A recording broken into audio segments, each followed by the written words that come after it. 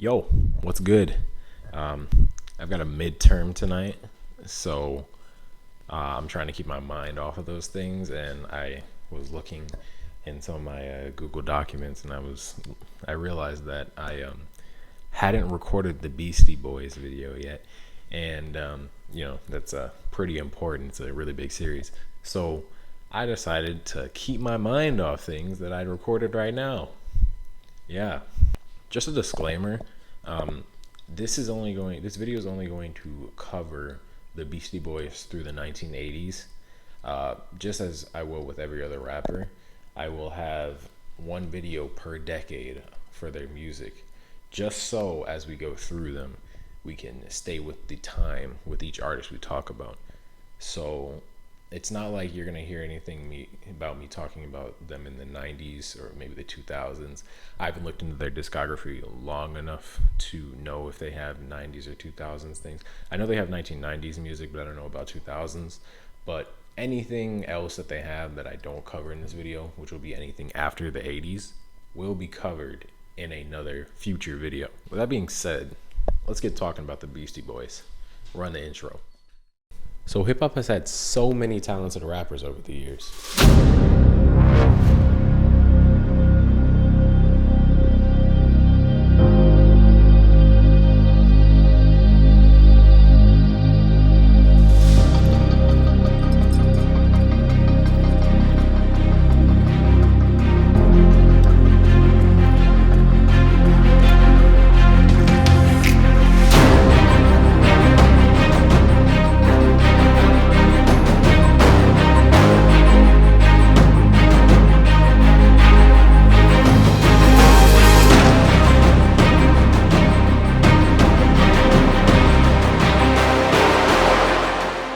But which of them stands above the rest as greatest of all time?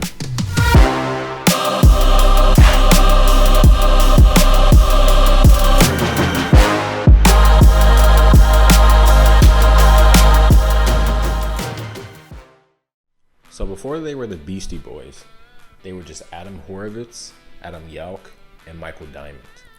Born and raised in New York City, Michael Diamond, aka Mike D, was not only the oldest, but also the first one to get into music. He got into a few bands to start off, but nothing really stuck until he co-founded the Young Aborigines, along with Jeremy Shatton, their bassist, John Barry, their guitarist, and Kate Schellenbach, who was their drummer. It was during this band's time together that John Barry had actually came up with the idea to change their name to the Beastie Boys. Now, unfortunately, some complications came up and Jeremy Shatton had to leave New York. That was in 1981. This left the Beastie Boys without a bassist, but luckily, Adam Yauch, aka MCA, was there to save the day, and he joined the group. Now, shortly after, John Barry also left the group, and he was subsequently replaced with Adam Horovitz, aka Ad Rock. At this point, it was now Michael Diamond, Mike D, Adam Horovitz, MCA, and Adam Yauch, Ad Rock, along with their drummer, Kate Schellenbach. And at this point, they became the Beastie Boys that we know and love. Now let's talk about some of their best songs. Now, No Sleep Till Brooklyn is such a classic song. I mean, it was just played in the Guardians of the Galaxy Volume 3 movie, and probably like the best scene in that movie. It's just a really solid song. The Beastie Boys are rapping about how they're partying in different cities, states, I think maybe even countries, if I remember correctly. And they're talking about how they're not really going to get any sleep until they get back to New York. And it's just a really solid song. It sounds nice. The delivery on it's great. They are really sounding really pumped up on the song. So, I mean, this song has to be considered one of their greatest. Now, Paul Revere is a song that talks about how the Beastie Boys met each other and, the shenanigans that they got into when they were first starting out.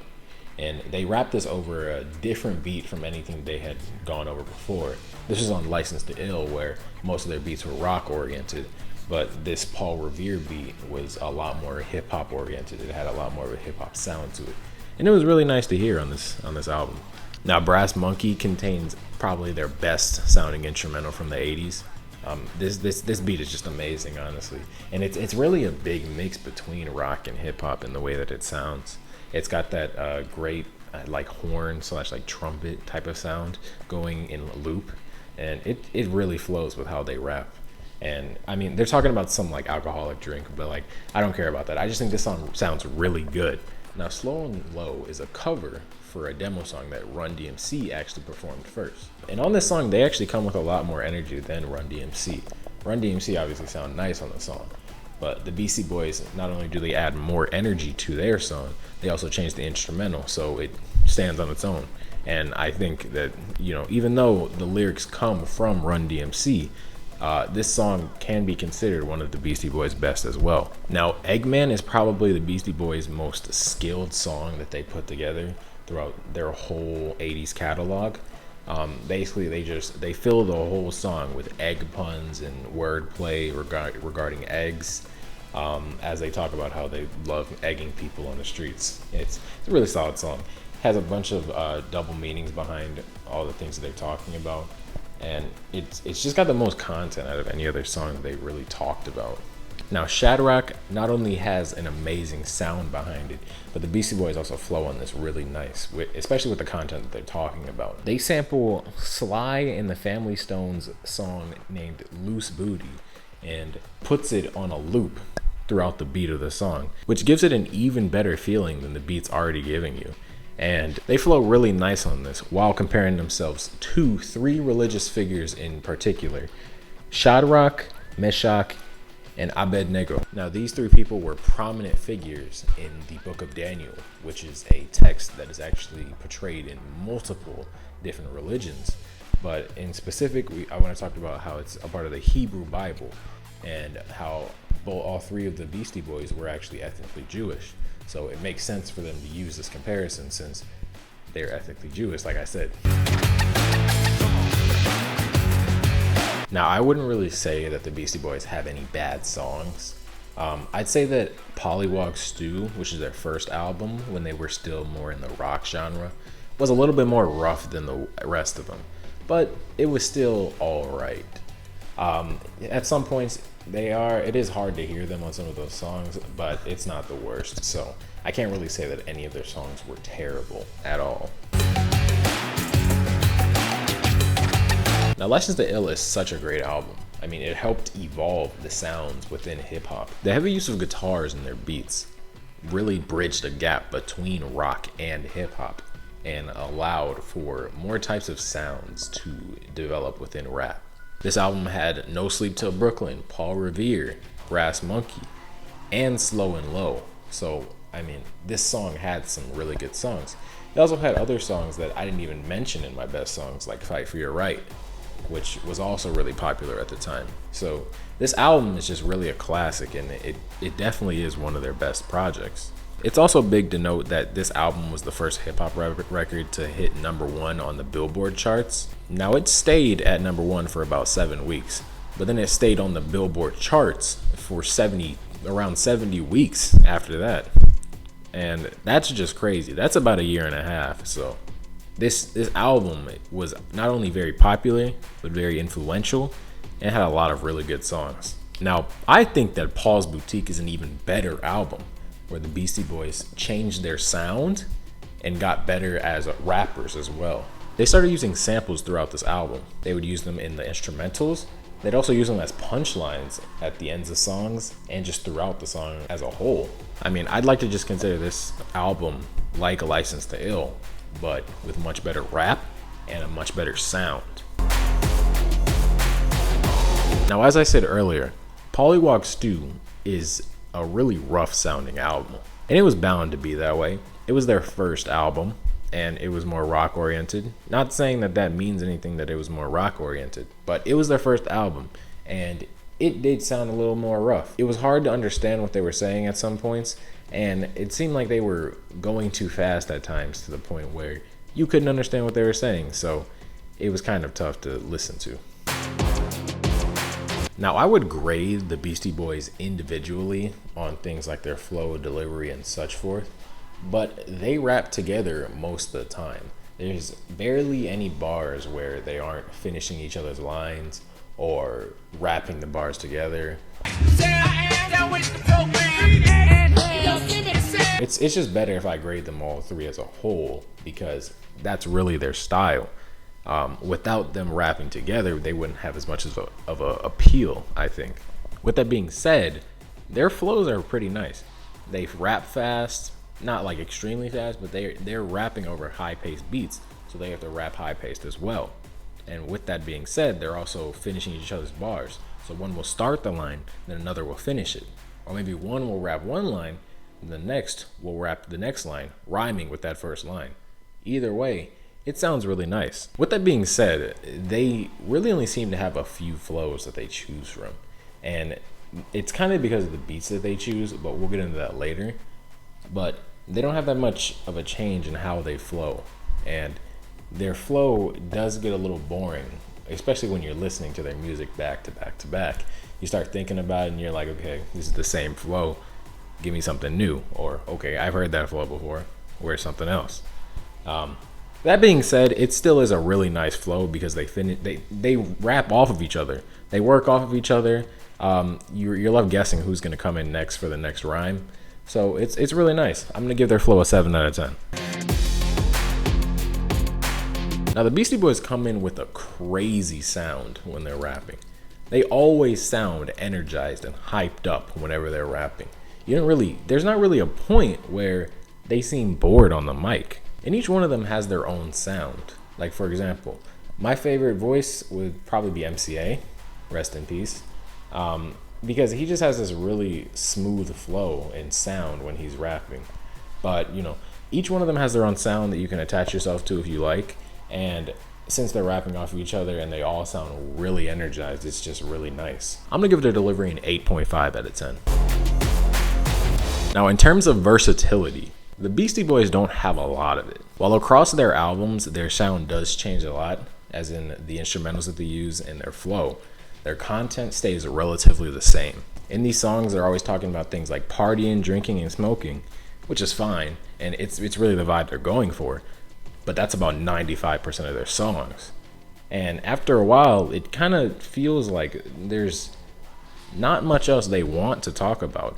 And that makes some of their songs boring at some time because you're not expecting anything more from them.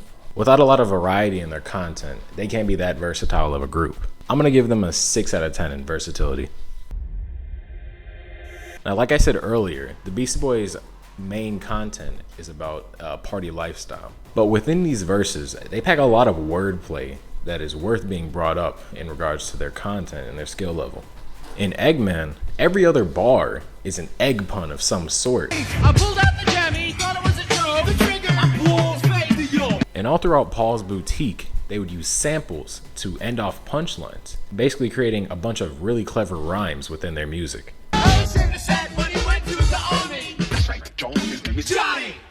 It kept their songs from sounding stale at any point during that album. It's also worth mentioning that they really loved White Castle and they continuously brought up White Castle in their bars. All in all, their content isn't the craziest, but it does have substance that does help it stand out.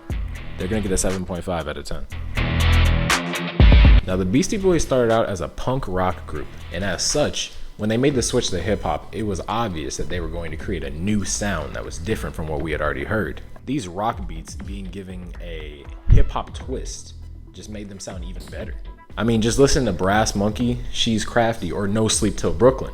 They all sound great, and they're originally taken from a rock influence and then given hip hop drums or just a little bit more of a hip hop style to them. At the same time, the Beastie Boys were actually using hip hop sounds that originated within hip hop. Like listen to Paul Revere, Car Thief, or High Plains Drifter. All three of those beats really originate within hip hop, and the Beastie Boys use those to rap as well. Also on songs like Shad Rock, they would use samples as the main part of the instrumental. Their production was top tier for sure. They're gonna get a 9 out of 10. While it may not seem like it, the Beastie Boys were one of the pioneers of the rap game with their sounds. They took their punk rock vibe and brought it into the rap game. They helped bridge the gap between rock and hip hop, creating new sounds for both. They're gonna get a 9 out of 10 for originality. When it comes to compulsion, the Beastie Boys are extremely well at that. I mean, they're practically yelling into the mic with such passion that it makes you want to get pumped up with them. To add to that, they're making these crazy party songs that make you want to get up and dancing. They're gonna get an 8.5 out of 10 for Compulsion. The Beastie Boys were huge when they joined the hip hop scene. And to add to that, License to Ill was the first rap album to be #1 on Billboard. Not only that, but other rappers within the culture praised them, calling them one of the people who influenced new sounds within rap. I mean, just listen to what Chuck D had to say about them. But the revolution is LL Cool J and the Beastie Boys. Those are revolutionary MCs. In the end, they were huge influences on the rap game and inspired people like Eminem and Rage Against the Machine. So they definitely left a good impression within the culture. They're gonna get a 10 out of 10 in reputation. So calculating the average of these 8 attributes and getting their overall rating, we're left with an 8.19 out of 10. Now this places them below Kurtis Blow, but that is not a bad thing at all. The Beastie Boys were still huge for what they represented for hip hop and rock, and they brought an amazing sound with them. Without their insane popularity in the 80s, who knows if rock and hip hop would have ever collided like they did back then. The next rapper's up. Can you guess who it is?